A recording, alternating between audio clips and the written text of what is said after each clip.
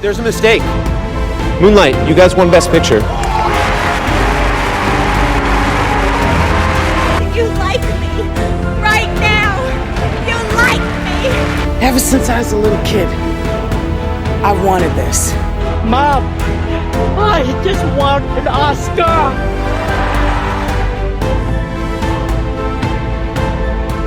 I'm Connor Wold, and welcome back to another episode of the Ultimate Oscars Showdown. And this week we are going to be continuing our look at the Best Actress category, breaking down and ranking from S tier all the way to D tier the Best Actress winners from the decade of the 2000s. So from the 2000 winner all the way to the 2009 winner, those 10 winners.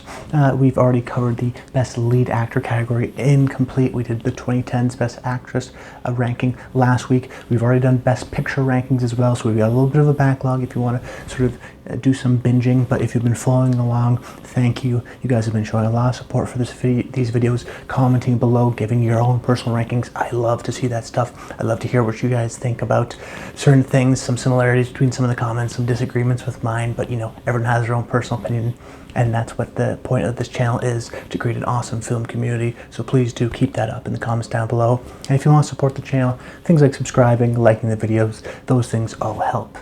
But without further ado, let's jump into things with the 2000 winner, Julia Roberts, from Erin Brockovich. One of the all-time, if you catch it on TV kind of movies, you have to stop and watch. A great rewatchable movie in that way.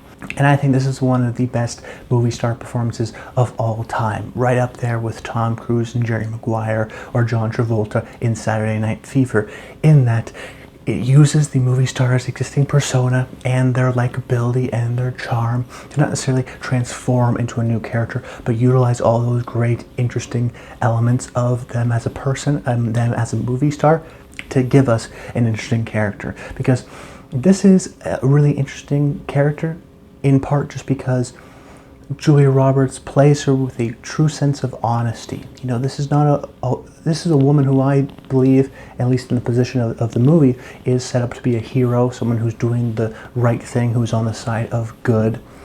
And yet, Julia Roberts doesn't play her as a sort of icon, as a sort of flawless legal hero. She plays her honestly, which means showing her flaws, which means that she's going to not necessarily wear the best things or what's sort of status quo for the legal industry. She's going to be blunt and honest and have some of the impoliteness. But we always know that she has a good heart. She starts from a good place and wants to do the good thing. So we sort of excuse that element. So you have a little bit of a sports element, underdog factor to it, because she's a sort of fish out of water within this legal world. But we believe in her so much, in part because of with the likability that Julia Roberts is able to give to the character, that we really want to see her succeed. And just the fact that Roberts is able to play someone who is completely unaware of even how she's always perceived, or knows how she's perceived but doesn't care about that. It's an interesting thing for an actress to do, because she has to, an actor who's playing somebody else has to play as if that somebody else doesn't care and is not acting like as a person.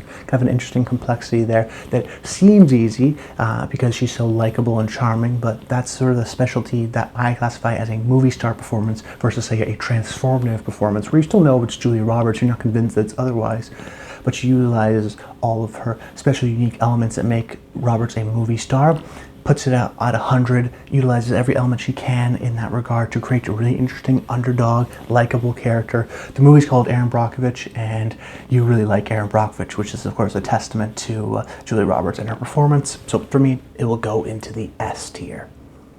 Then the 2001 winner, Halle Berry, for Monsters Ball, the first African-American woman to win in this lead actress category, and I think deservingly so. This is a movie that's not necessarily talked about in the modern day sense, but her performances, and I agree with that ultimate assessment. You know, I did enjoy the movie, but when I think about the movie, I do think of Halle Berry and how she's able to stand out just because of the way she's used in this movie. She definitely has that standout performance because the movie is so depressed and apathetic and reserved in many ways, that when we get Halle Berry showing some of her emotions and giving herself over in that regard, she really stands out because she's, a spot of red in a otherwise blue canvas.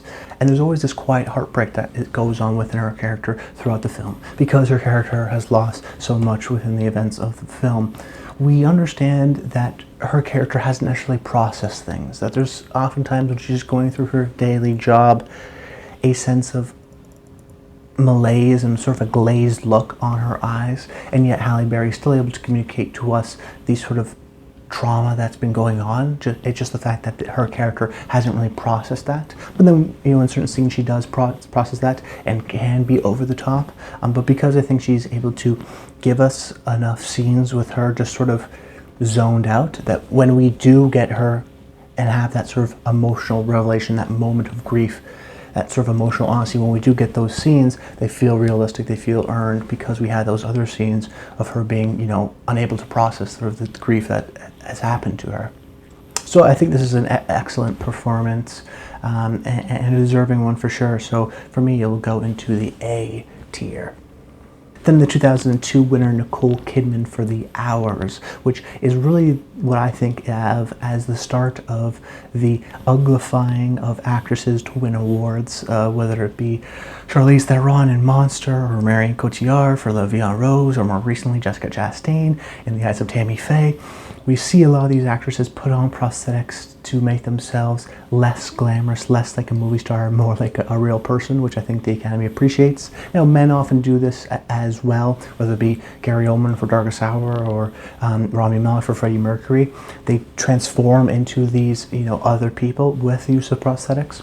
But for some reason, I do think within actresses, oftentimes the case is it's these beautiful women who become uglier to feel more real. And sometimes that works, but sometimes, I think unfortunately in this case, it's kind of hard to get past, in this case, the sort of prosthetic nose, as it's drawing so much to itself. I don't think Nicole's totally able to overcome that in instances, in part because she's the lead of the movie, but it's really a three-hander, and there are many instances in which she's just not in the movie because we're not being told the Virginia Woolf side of the story.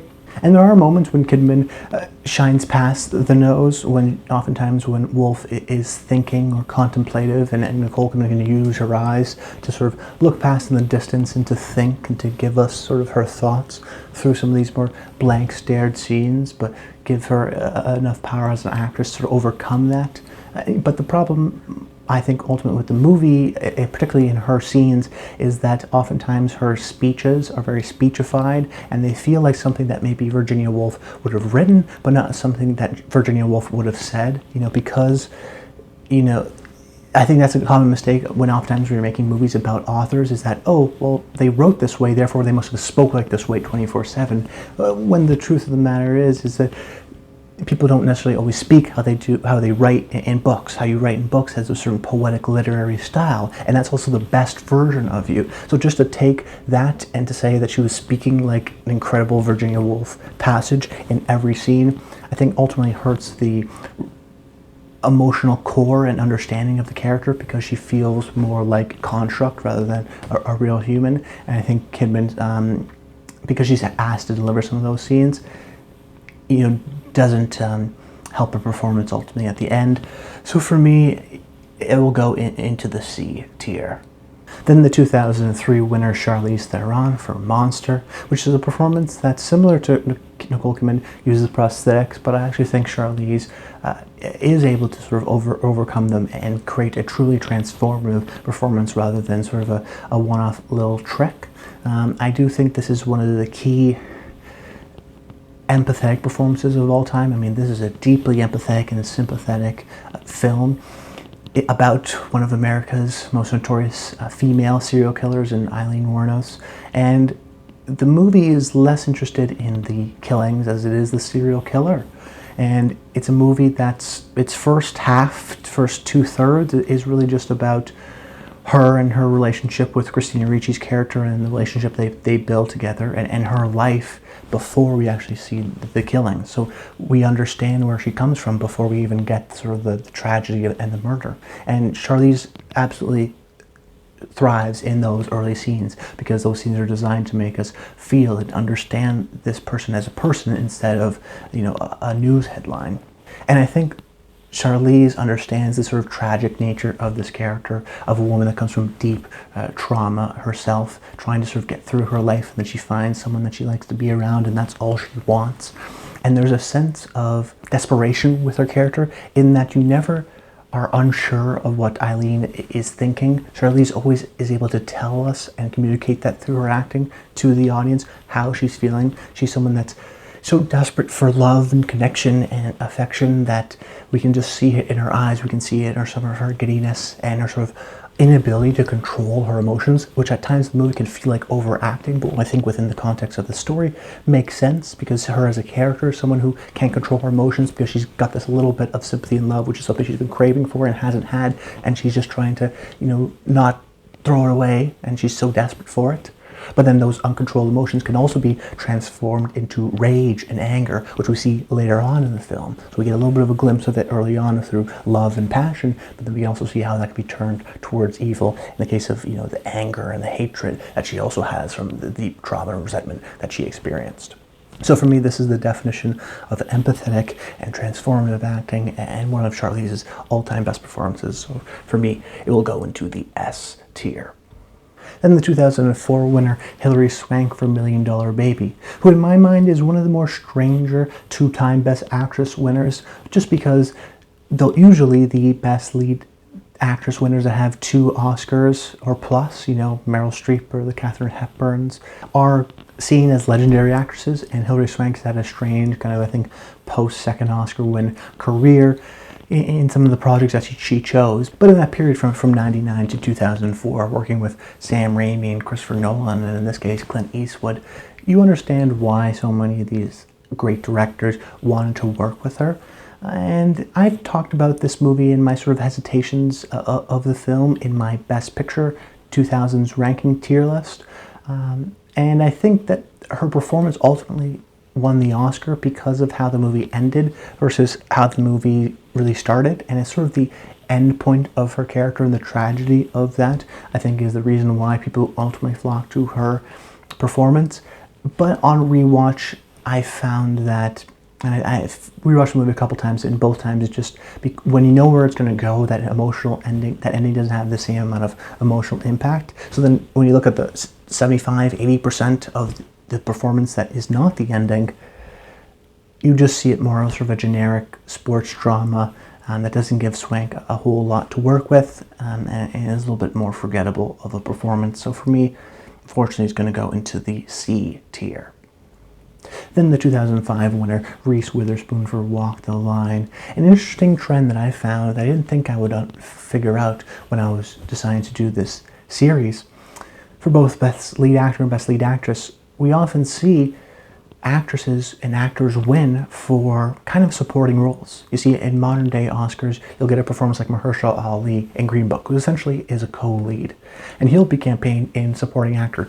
And oftentimes they'll always campaign you in the supporting categories because there's a higher likelihood of you winning them. That's sort of traditional modern day Oscar campaign strategy. But for some reason in the 2000s, whether it be this or Forrest Whitaker, or even want to go back to Hannibal Lecter in Silence of the Lambs, we would have these performances that don't have a lot of screen time that are pushed into the lead category and ultimately win. So it's interesting just to see, this, which I think is an instance of that, where I do think if this movie was released today, Reese would be campaigned in the supporting actress category and probably would have won that year, because she does do an excellent job within the film.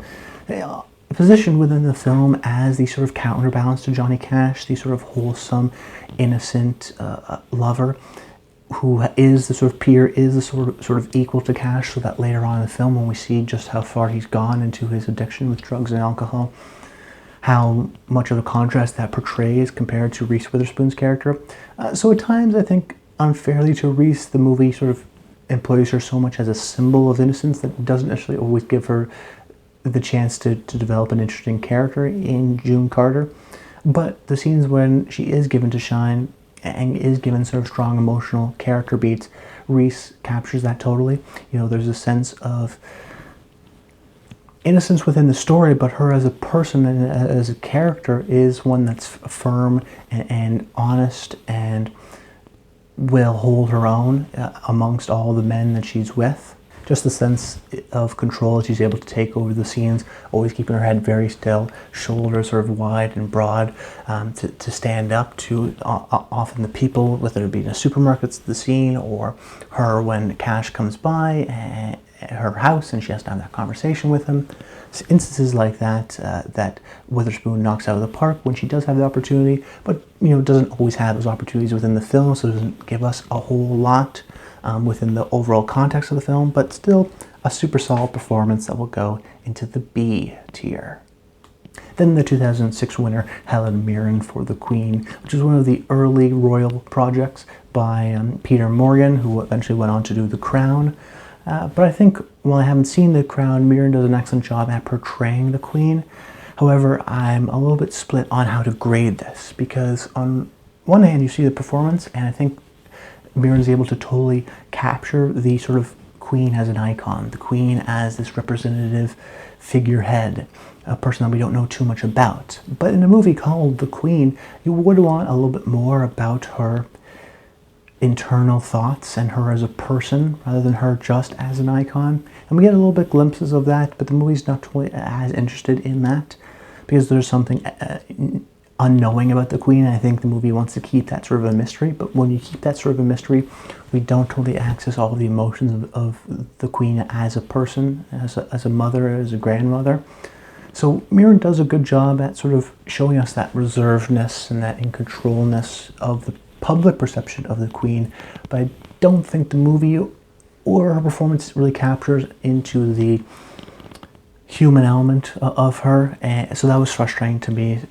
But she's given Mirren does a good job with what she is given, what she's asked to do. So for me, it will go into the B tier. Then the 2007 winner, Marianne Cotillard for La Vie en Rose, in which we see a really young, interesting French actress win the Oscar and then go on to work with a bunch of different great American auteurs, whether it be Christopher Nolan or James Gray or Steven Soderbergh. She has a really interesting post-Oscar career where she really worked with all these sort of American auteurs, even within sort of the Hollywood system. I think one of the more ideal post-Oscar win careers. But when you watch the movie, you sort of understand why these American auteurs flock to her, just because the unique structure of the film, the fact that we see Edith Piaf in her older age, near death, versus her being a young singer singing on the streets. It immediately allows Cotillard to show her range off, show the different abilities of her older, reflecting back on her life, or her younger with a lot of ambition and drive. And what's great about this performance is that it's so physical. We always see Piaf moving around, very unable to sit still. When she is sitting still, she's batting her eyelashes or moving her hands around a lot. So it makes sense. The sort of restlessness that Cotillard brings to her performance, I think, adds to our understanding of, of course this person was going to succeed in this world. She was just so determined to do it. She couldn't sit still. She wanted to do that. But then also I think it helps us understand and instructs the ultimate tragic part of her story, dying at such a young age and really sort of burning up so quickly and so fast with that meteoric rise.